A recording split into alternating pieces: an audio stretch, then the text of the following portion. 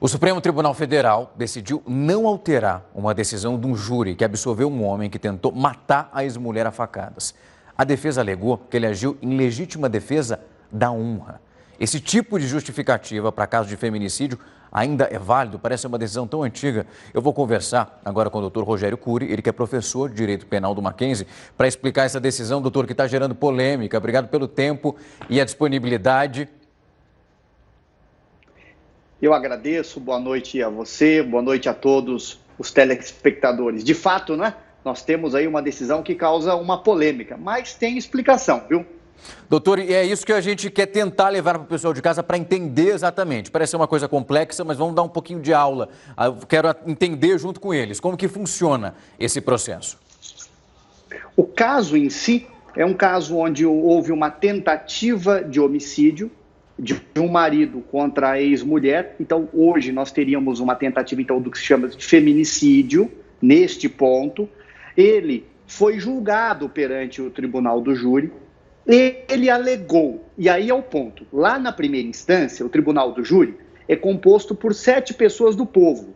Quem julga se condena ou se absolve alguém lá no tribunal do júri são 7 jurados, 7 pessoas do povo.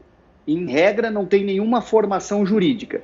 Então, esses jurados, eles votam depois de ouvir os debates, ouvir os interrogatórios, as testemunhas, eles votam quesitos.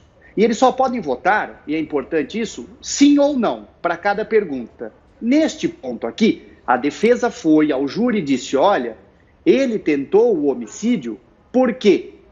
Porque, a bem da verdade, houve uma afronta à honra dele, ele imaginou que a mulher estava traindo ele, e ele agiu em legítima defesa da honra. Deve ser absolvido ou não deve? O júri respondeu sim. Esse é o ponto. Respondeu sim. O Ministério Público recorreu a outros tribunais, ao Tribunal de Justiça de Minas Gerais. O Tribunal de Justiça de Minas Gerais entendeu que tinha que ser anulado aquele júri, porque os jurados votaram contra a prova que existia nos autos. Foram depois ao STJ em recurso. O Superior Tribunal de Justiça também entendeu que deveria ser anulado o júri, até que o caso chegou ao Supremo Tribunal Federal. E o Supremo Tribunal Federal, por maioria de votos, em uma turma, 5 ministros do Supremo, julgaram e 3 deles entenderam que não daria para mudar aquela decisão do Tribunal do Júri. E por que, me perguntam, né? Olha, porque na verdade o Tribunal do Júri são eles, os jurados, quem votam o mérito da questão, quem decidem sobre absolver ou condenar. E isso está previsto na Constituição Federal. Com este fundamento, o Supremo Tribunal Federal, por maioria de votos, os ministros de relatoria do ministro Marco Aurélio de Mello, a ministra Rosa Weber e o ministro Dias Toffoli, entenderam que não é possível a mudança daquela decisão dos jurados. Eles não podem absolver. O que eles podem fazer é anular um júri e outro júri, né, seria realizado.